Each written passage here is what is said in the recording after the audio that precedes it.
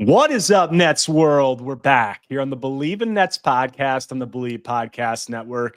I'm your host, Erik Slater, Brooklyn Nets beat reporter for ClutchPoints.com.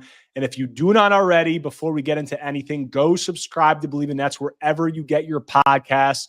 Most importantly, hit up my YouTube channel at Erik Slater NBA. If you enjoy my content, like this, comment, anything you can do to engage, be sure to subscribe. All that is much appreciated. But on today's episode, we are going to be talking about a historic loss, the worst loss in Nets franchise history. Brooklyn fell last night to the Los Angeles Clippers 126-67 at Intuit Dome, a 59-point defeat.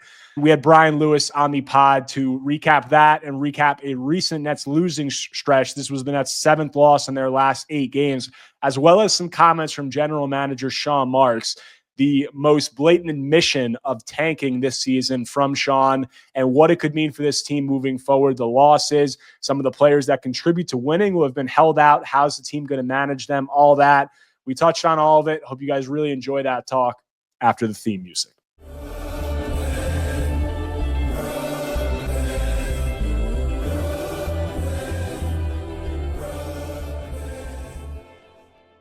Joined now by Brian Lewis of the New York Post, frequent guest on the pod, who is out in Los Angeles with the Nets on this 6-game road trip. And Brian, no need to bury the lead on this episode. Last night, the Nets, a historic loss, worst loss in franchise history, tied for the 10th worst in NBA history. They fall 126-67 at Intuit Dome to the Clippers, a 59-point loss.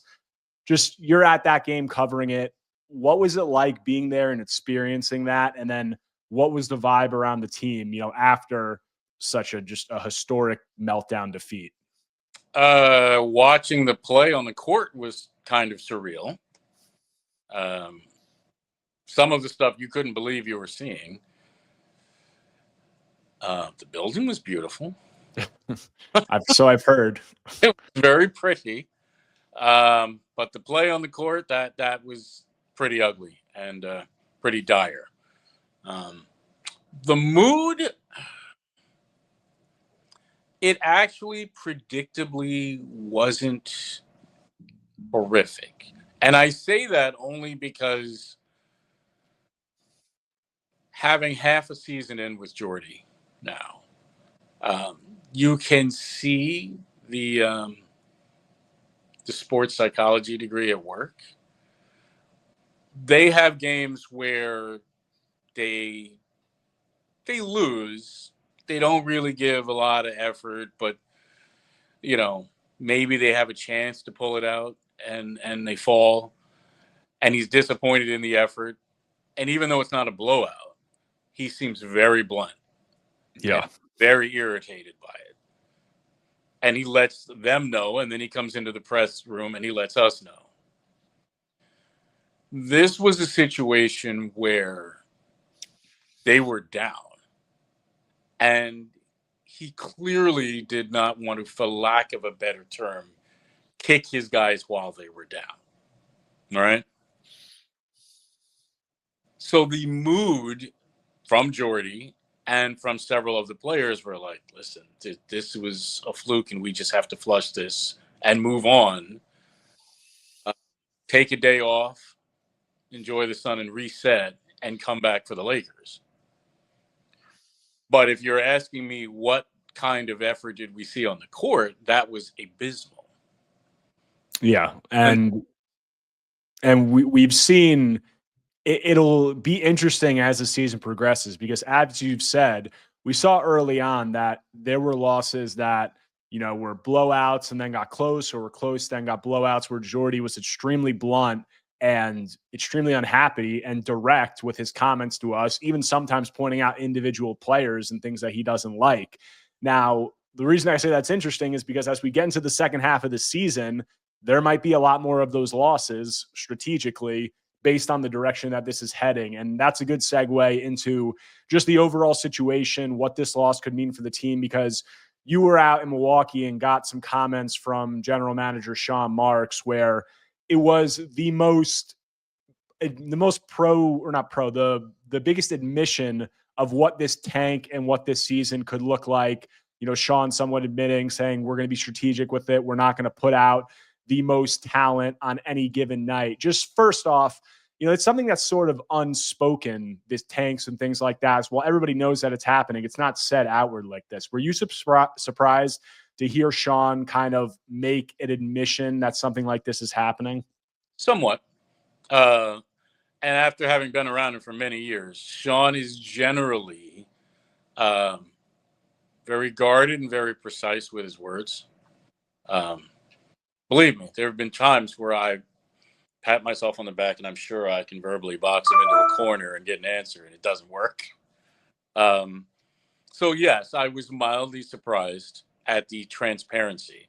Also because that's not something that the Nets do a lot of in terms of transparency. Not their MO. It's also not something that the NBA, in this particular circumstance of what this transparency was, that the NBA wants out there and wants spoken about, because obviously not the best thing for the product. But, everybody knows the direction that this was heading with the Nets. There was some, questions about it, some concerns amongst the fan base early in the season with some of the winning. But then in my opinion, the trade of Dennis Schroeder, the first day that they were able to trade him on December 15th, and then the move to send Dorian Finney-Smith to the Lakers really was a signal of Sean and the organization's commitment to this tank. And the comments that you got in Milwaukee were really just the in-your-face confirmation of that. Now, given that, we see the Nets after that, they had a just pretty absurd game in Utah, which was one of the, more blatant tank offs that you're going to see in terms of what the Jazz were doing, in terms of obviously the guys that were out for the Nets. Must be mentioned, I'm sure everybody knows by now, that Cam Thomas has been out this whole time. And then for that Los Angeles game, Cam Johnson, D'Angelo Russell, Ben Simmons all sit. But interestingly enough, after that Utah loss, Nets play the Portland Trailblazers, and the Utah Jazz and the Trailblazers are the team directly behind and in front of them in the draft lottery standings. But the Nets bring back Cam Johnson and D'Angelo Russell for that Portland game, and they have pretty much their best offensive game of the season. Given the comments that you got from Sean, did you find it surprising that they brought back Cam and D'Lo for a Portland game against a team that's directly behind them in the lottery standings, as opposed to sitting them that end of the back-to-back and then playing them at Los Angeles, where it would be a tougher game to win? Moderately surprised. Now, I'm going to be clear. I don't look at each of these games as Armageddon, right? Yeah. You're talking over the course of an 82-game season. So yes, I agree with you. The Utah game was brazen from all sides. Walker Kessler's 23, and they didn't. I was actually more surprised at how brazen the Jazz were. What did you think? And they put rest. Well, sprained pinky toe. They didn't say, it was a stub butt. They said rest. The 23-year-old needs a nap. So I thought that was a little more brazen. What did you think before you go on to your next thought? When you're in a close game, and to set the scene, I'm sure people remember, but the Nets make a 13-point comeback, final minute of the game, 30 seconds left. The Nets miss a shot. The Jazz get a rebound, pretty much a chance for the last shot to win the game in regulation. And Isaiah Collier walks the ball up the court with no defensive pressure and gets an 8-second violation on the biggest possession of the game, while Colin Sexton is pretty much screaming and begging him to give him the ball. Not that that's, he did that on purpose to tank, but just like, what did you think when you saw that? Because I think everybody at home couldn't believe what they saw. I was saying this is hysterical. I admit I was laughing. I thought the whole thing was amusing. I thought it was just great drama the whole time. I thought it was funny. I'll say this, that I think Nets fans watching that game, because of potential draft ramifications, were on the edge of their seat. And while it wasn't two teams, in the traditional sense of you would expect to be going for a win and the drama that way, there was still drama. It was just, it seemed like both teams doing everything they could to hand the game to the other. But then the Nets come back in Portland and they blow the doors off the Trailblazers, with Cam Johnson coming back, leading them game high or team high 24 points. D'Angelo has 9 assists off the bench. they sit them. And this was like, in my opinion, the perfect juxtaposition of having those veterans in the game, then removing them, and kind of the polar opposites of, of what the offensive end of the spectrum can look like when you have that composure, that leadership, that ball handling, shot making ability in there versus when it's out. And it's why a lot of people have called for Cam Johnson to be traded, have their, gripes with D'Angelo Russell coming in to add more normalcy after you just traded Dennis Schroeder. Off the heels of this loss, the status report for tomorrow's game is yet to come out against the Lakers, but how do you see this playing out? We all know that CJ is one of the most sought after players on the trade market right now and a very realistic candidate to be traded. Let's talk about when we could see that happening, and then we'll get into maybe Ben and D'Lo and how that plays out with them, because we've seen that when these guys are on the court, the Nets are not a terrible basketball team. I think they're now 0-8 when CJ sits, with an average margin of defeat of like 21 points or something like that. When he plays, they're on about a 35-win pace. So that's not going to get it done for a top pick. And I think we've seen with this ankle injury, the Nets holding him out, and not that he's not hurt, he definitely is, but no rush to bring him back because of the impact he has on his winning. So does that, in your opinion, do you think that means a trade could be soon, or how are they going to handle this with CJ in particular? Because his impact on winning just has been so, pronounced. I agree with you. He does greatly impact winning for this team. And yes, obviously the injury is real. The first injury was real to the point where he got x-rays that night. Despondent after the game when I was talking to him. The second one, honestly, I was mildly surprised that he went back in the game, considering it's the same ankle. And he told Jordy, it's the same ankle. So I was moderately surprised to see him go back into the game. As far as when they would move him, honestly, I wish I knew. I don't think they feel the need to take the first offer or an offer beneath where they feel his value is. If that's tomorrow, fine. If that's at the deadline, fine. Who knows? Maybe he is here all year. Maybe they do it, on draft night. It's possible. I mean, when you look, 13% of the salary cap the next 2 years, so it's not like he's losing value. I think it's a matter of when they get a deal that they find acceptable. But he does greatly impact winning. And yes, when he's off the floor, it makes a huge difference. So that may just be part of the way they have to go about doing this. I mean, they don't have to move a guy. They could just rein a guy's minutes in. They could just sit a guy on the tail end of back-to-backs. They can just be very conservative in how they bring a guy back from an injury. There are a number of ways to manipulate the roster in terms of who's available and who's not. And frankly, and I say this with all due respect to the guys who have had to stand in and play point guard, but when you are sitting Ben or D'Lo, it's hard to run an offense. When you're sitting both, then you get last night.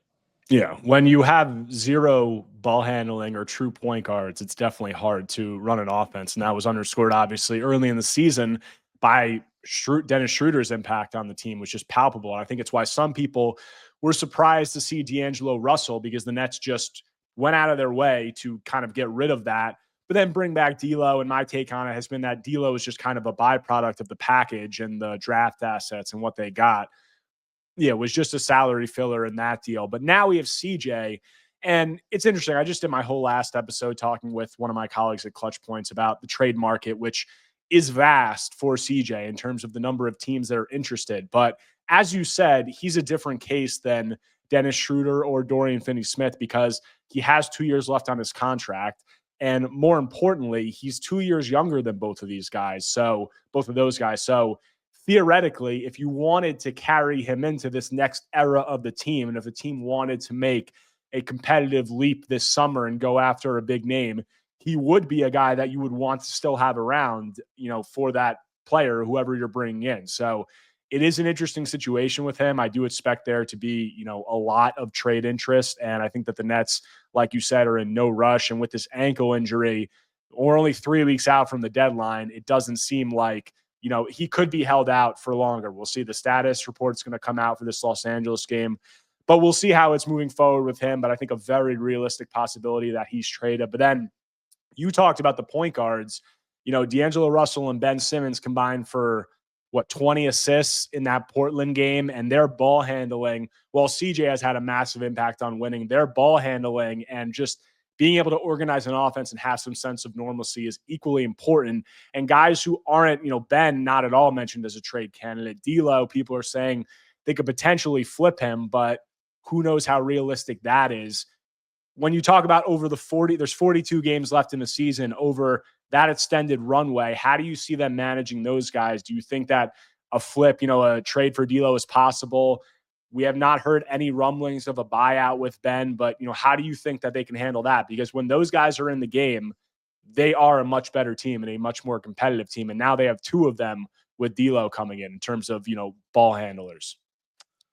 Well, I have not heard anything about them buying out Ben. I'm not telling you that that's impossible, but yeah, I haven't heard that. I don't expect it to happen. I expect Ben to move along in the offseason, wherever he goes. D'Angelo, you could flip D'Angelo. Again, flipping him, I'm not sure they'd be able to flip him and into a deal where they're aggregating salaries. So you're talking about a one-on-one trade. I also not necessarily expecting that either. I am expecting both of them will be here till the offseason and then move on. You're 100% right. Trading for D'Angelo was more about getting those picks, and that is a salary that neatly slotted in. So is expiring, which is important. Right. Well, of course, that was a given. Yes. So that's he just happened to be the player that came with those picks, that just happened to come attached to the picks. It was not about, we have to replace a pick and roll point guard that we lost with another pick and roll point guard to give the offense a different look. That's not what this was about. This was about getting those second round picks and getting an expiring contract to fit. And I think it's interesting with Ben and D'Lo in particular, because as we said, like CJ, a ton of trade value, very realistic to be moved, but they don't have to move him. And if they don't move him, they have him under team control and his deal's locked in at least for 2 years after this. In Ben and D'Lo's case, both of them are in contract seasons, are on expiring contracts, and are playing to earn a new deal, after this season. So it becomes interesting with them because they're guys where if you're trying to manage their load, if you're trying to, lose these games and you don't want them out on the floor for all these games, how does that sit with them? And I'm not asking for any inside information from them, but just I find it to be interesting because they are guys that are trying to earn new contracts and their goals. Obviously, you got the comment from Ben after the Utah game of we need to try to win regardless of what the front office is expecting.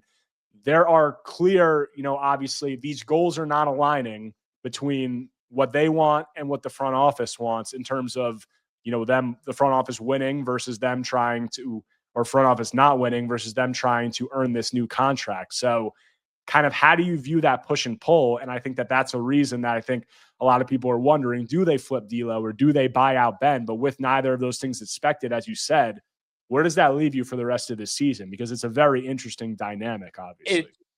I agree with you. It's funny because I did ask Sean that exact question, just about having two ball-dominant players who play the same position and are both expiring contracts and unrestricted free agents this summer looking to get paid.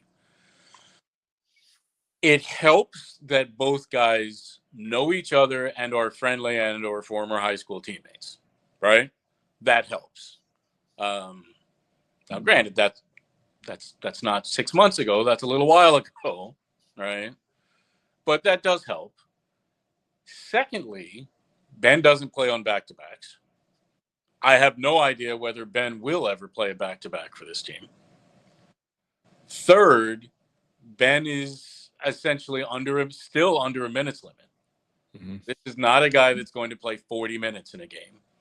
This is a guy who, frankly, should not play 30 minutes in a game, according to his minutes limits. So he's in the 20s. Is that 3 or 4? Fifth, D'Lo is perfectly capable of playing off the ball with Ben if you needed him to do so. Right? Ben, obviously, you kind of want Ben on the ball. You take Ben off the ball, well, we've seen what happens, and it's ugly. D'Lo can play off the ball if need be. And when you are tanking, and let's be fair, that's what this team is doing, there will be times when guys are healthy when they still won't play. So I don't think it's a problem finding enough minutes to satisfy both players. Now, I would say D'Lo is actually looking for maybe his last big contract. Yeah. I think that's probably a fair assessment. Ben, I have no idea where Ben will end up playing. I wouldn't even hazard to guess. I don't know. So I guess you might say from that perspective, I mean, Ben has shown, okay, this is what Ben is. This is the new version of Ben Simmons, right? D'Lo actually is vying for a legitimate, sizable contract somewhere. But there are enough minutes and enough games where I don't think it's going to be a sizable issue. You sit Ben on Tuesday and you play D'Lo. You sit D'Lo on Friday and you play Ben. So I think there should be enough minutes, needed point guard minutes that you can do this. And it's interesting because as the season goes on, particularly on this road trip in these last 6 games or whatever, with all these guys injured, it feels like the most anticipated and followed thing amongst the Nets fan base is just these status reports coming out and which guy is going to be available for which game. And is that team we're playing, in the tank race, and how does that impact all that? So, and if they hold on to these guys, that's going to be, the trend throughout the rest of the season, because on any given night, you don't know, which is resting, who's hurt, who has calf soreness, who has a hamstring thing all of a sudden. So it's going to be interesting to see. Bottom line is, Sean, as he admitted to you, the team feels a sense of urgency to improve this draft pick as we speak. I think they're tied for 6th or in 7th now in the draft lottery standings, and they have about 3 games to get up to 4th or 5th, a 3-game gap they have to make up, which is a massive difference because you and I have both written about it in the last couple of days. In that 7th spot, it's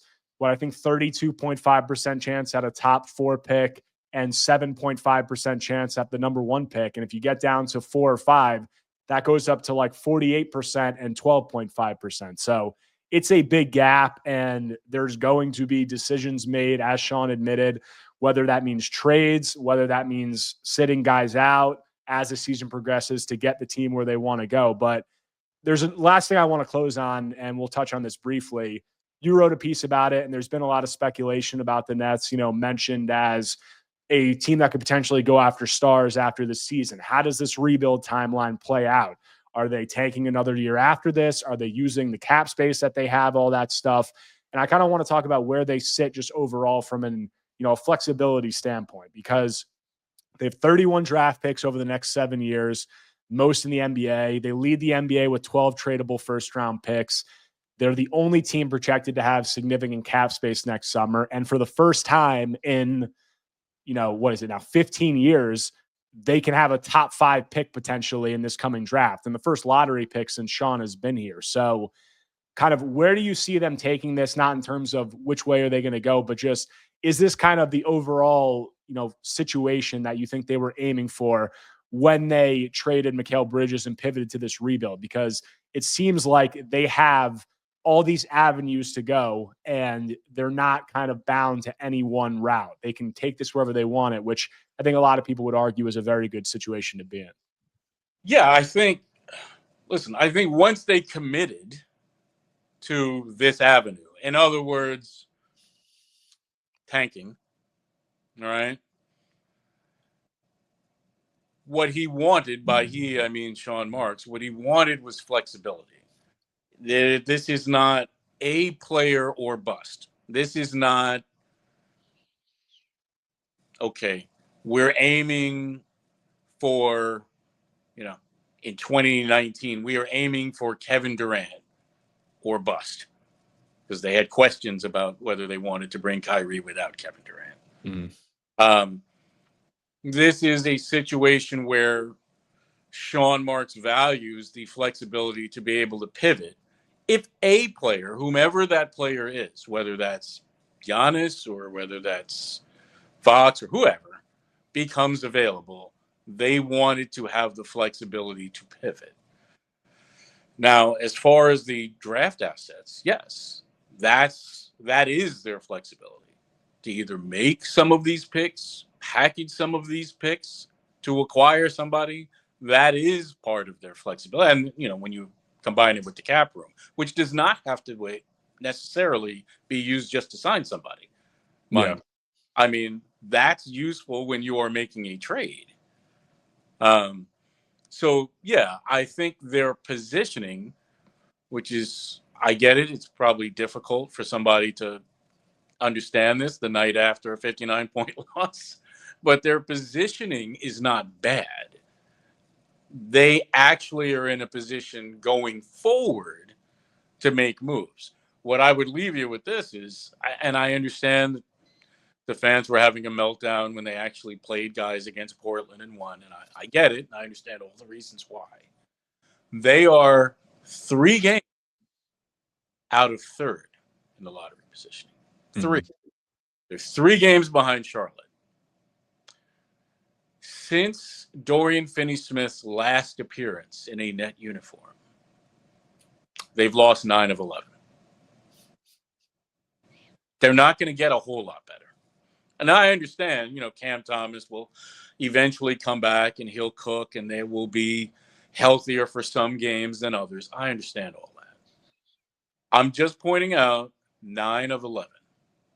Yeah. The starting to look like what people expected them to look like. So moving from 7th to 5th, that's not that hard. Moving from 7th to 3rd, not impossible. Yeah, and I think what I would say to that is 9 of 11, and people could say, well, they got lucky with injuries and all these things. The bottom line is the way they've managed those injuries, they find a way since making that Dorian Finney-Smith move, which was another admission of tanking and what they want to do, because DFS was their best net rating guy on the season prior to that trade. By far. They found a way to lose 9 of 11. And that obviously, as Sean admitted, has been a goal. And you could argue, whether through trades, whether through buyouts, whether through injuries or rest nights or load management, whatever, they're going to find a way moving forward. Now, is it the most effective way? I think some fans might have some concerns after they played those guys against Portland and then sat them against LA, which to me was a pretty head-scratching decision. But bottom line is they know the priority moving forward, and it does seem like they're trending in a direction, however they need to get there, that they're going to try to find a way to get there. So you're saying they got lucky in the fact that guys missed some games, you mean?